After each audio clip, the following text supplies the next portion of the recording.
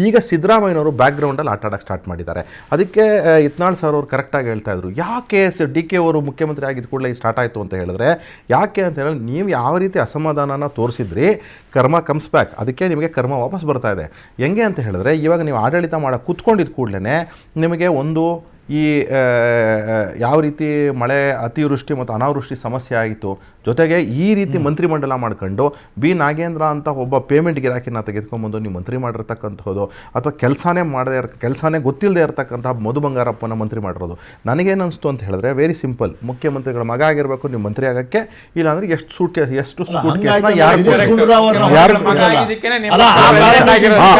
ಅದಕ್ಕೆ ನಾನು ತುಂಬ ಚೆನ್ನಾಗಿದೆ, ತುಂಬ ಎಲ್ಲ ಗುಹಾ ಅವರೇ ನಾನು ಮಾತಾಡಲಿಲ್ಲ. ಗುಹಾ ಅವರೇ ನೋಡಿ, ಒಂದು ನಿಮಿಷ ನೋಡಿ, ಒಂದು ನಿಮಿಷ ನೋಡ್ಕೊಂಬನ್ನಿ. ಇವರು ದಿನೇಶ್ ಗುಂಡೂರಾವ್ ಅವರ ಮನೆಯವರು ತಬ್ಬು ಗುಂಡೂರಾವ್ ಅವರು ಒಂದು ತುಂಬಾ ಚೆನ್ನಾಗಿ ಆಗ್ತಾರೆ. ಅವ್ರು ಮಾಡಿರ್ತಕ್ಕಂಥ ಕೆಲಸಗಳನ್ನ, ಅವ್ರು ಮಾಡಿರ್ತಕ್ಕಂಥ ಕಾರ್ಯಗಳನ್ನೆಲ್ಲ ಲಿಸ್ಟ್ ಮಾಡಿ, ಆದರೂ ಸಹ ನಮ್ಮ ಗಂಡನ್ನ ಆಚೆ ಬಿಟ್ರಿ ಅಂತ ಅಂದ್ಬಿಟ್ಟು ಹಾಕಿರ್ತಾರೆ.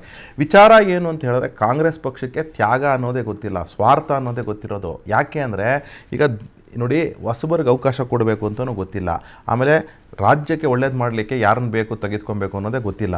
ನೋಡಿ, ಒಬ್ಬ ಪೌರ ಕಾರ್ಮಿಕರನ್ನ ಮಗನ್ನ ನೀವು ಮಂತ್ರಿ ಮಾಡೋದಕ್ಕೆ ಅನೇಕ ಜನಗಳಿಗೆ ಅಸಮಾಧಾನ ಆಯಿತಾ. ಇದೇ ತಿಮ್ಮಾಪುರ್ಗೆ ಅಸಮಾಧಾನ ಯಾರ ಮೇಲೆ ಇರೋದು, ಇವರು ಹೆಸರು ಮಾಡ್ತಾ ಬಸಾಪುರ ಅಲ್ಲ, ಅವ್ರನ್ನ ಮಾಡಿ ಅವ್ರ ಮೇಲೆ ಅಸಮಾಧಾನ ಇರೋದು. ಇವ್ರಿಗೆ ಅಸಮಾಧಾನ ಇರಬೇಕಾಗಿರುತ್ತಿದ್ದಂದು ಯಾರ್ದು, ನಾಗೇಂದ್ರ ಅವ್ರ ಹೆಸರನ್ನು ಹೇಳ್ತಿದ್ದಾರೆ, ಕಶ್ಯಪ್ನವ್ರ ಹೆಸರು ಹೇಳ್ತಿದ್ದಾರೆ. ಇದೆಲ್ಲ ಅಸಮಾಧಾನ ಇರೋದು ನನ್ನ ಬಿಟ್ಬಿಟ್ಟು, ನಾನು ಸೀನಿಯರ್ ಇದ್ದೀನಿ, ಅದು ನನ್ನ ಬಿಟ್ಟು ಆ ಹೊಸಬರನ್ನ ಮಾಡಿದ್ದೀರಲ್ಲ ಅಂತಕ್ಕಂತಹ ಇದನ್ನ. ಯಾಕಂದ್ರೆ ಅದಾದ್ಮೇಲೆ ಅದೇನಾದ್ರೂ ಅವ್ರ ಹೆಸರು ಹೇಳಿದಿದ್ರೆ ಇವರಿಗೆ ಸಮುದಾಯದಲ್ಲಿ ನಾಳೆ ಒಳಗಡೆ ಹೋಗ್ಲಿಕ್ಕೆ ಬಿಡ್ತಿರ್ಲಿಲ್ಲ. ಈ ರೀತಿ ಅಸೂಯೆ, ಅಸಮಾಧಾನ, ಸ್ವಾರ್ಥ ರಾಜಕಾರಣ ಇರತಕ್ಕಂತಹ ಕಾಂಗ್ರೆಸ್ ಪಾರ್ಟಿ ರಾಜ್ಯಕ್ಕೆ, ದೇಶಕ್ಕೆ ಯಾವುದೇ ರೀತಿ ಒಳ್ಳೇದು ಮಾಡಿಲ್ಲ ಅಂತಕ್ಕಂಥ ಒಂದು ವಾಸ್ತವ. ಅದೇ ನಮ್ಮ ಪಕ್ಷದಲ್ಲಿ ತ್ಯಾಗ, ನಾವು ಬೇಕಾ ಬಿಟ್ಬಿಟ್ಟು ಹೊರಟೋಗ್ತೇವೆ ಅಂತಕ್ಕಂಥ ತ್ಯಾಗನ ಅನೇಕ ಜನ ಮಾಡಿದ್ದಾರೆ. ಯಡಿಯೂರಪ್ಪನವರು ಮಾಡಿದ್ದಾರೆ, ಬಿಪಿ ಶಿವಪ್ಪನವರು ಮಾಡಿದ್ದಾರೆ, ಆಮೇಲೆ ಎ.ಕೆ. ಸುಬ್ಬಯ್ಯ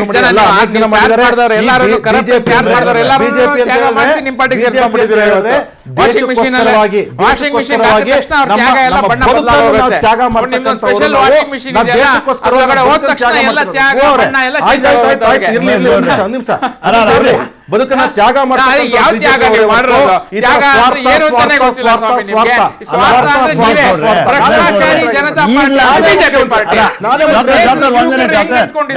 ಪ್ರಧಾನವ್ರು ಯಾಕೆ ರಿಸೈನ್ ಮಾಡ್ಬೇಕಾಗಿತ್ತು? ಇವತ್ತು ದೇಶದ ಯುವಕರನ್ನ ಹೆಂಗ್ ನಡ್ಸ್ಕೊಂಡಿದ್ರ ನೋಡ್ರಿ, ಅಲ್ಲಿ ಹೆಂಗ್ ಕಪಾಳ ಕೊಡದಿದ್ದೀರಾ, ಅವ್ರು ತ್ಯಾಗ ಮಾಡಿರೋದು ಮಕ್ಕಳು, ಇವ್ರು ಯಾವ ರೀತಿ ಬಾರಿಸಿದ್ದಾರೆ, ಪೆಲೆಟ್ಗಳು ಹೆಂಗ್ ಹೊಡೆದಿದ್ದಾರೆ.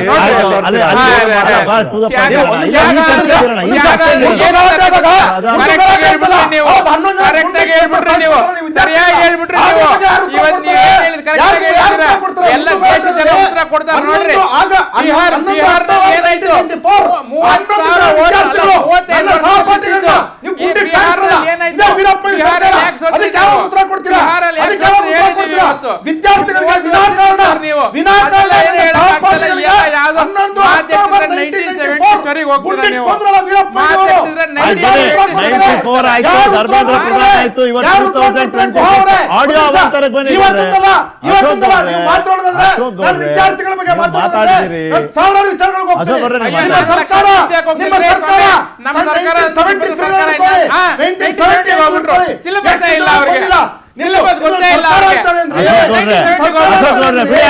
30,000 ಅದನ್ನೆಲ್ಲ ನೀವು ಗ್ಯಾಪ್ ಇಟ್ಕೊಂಡಿರ್ಬೇಕು, ಮರಿಬಾರ್ದು ಅದನ್ನೆಲ್ಲ, ಆಯ್ತಾ.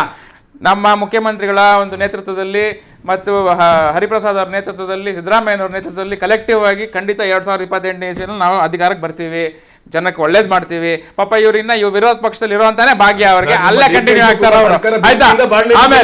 ಆಮೇಲೆ ಯಾವ ಸತ್ಯ ಎಲ್ಲ ಬೇಕಾದಷ್ಟು ಸಮಸ್ಯೆಗಳನ್ನ ಕಾಂಗ್ರೆಸ್ ಪಕ್ಷ ಎದುರಿಸ್ತೀವಿ, ಜನ ವಿಶ್ವಾಸ ತಗೊಳ್ತೀವಿ, ಮತ್ತೆ ಒಳ್ಳೆ ಸರ್ಕಾರ ಕೊಡ್ತೀವಿ, ಅದ್ರಲ್ಲಿ ನಮ್ಗೆ ಏನು ಅನುಮಾನ ಇಲ್ಲ. ಡಾಕ್ಟರ್ ಗೋವಾ ಉಮೇಶ್ ಗೌಡ್ರೆ ಧನ್ಯವಾದ, ಅಶೋಕ್ ಗೌಡ್ರೆ ಧನ್ಯವಾದ.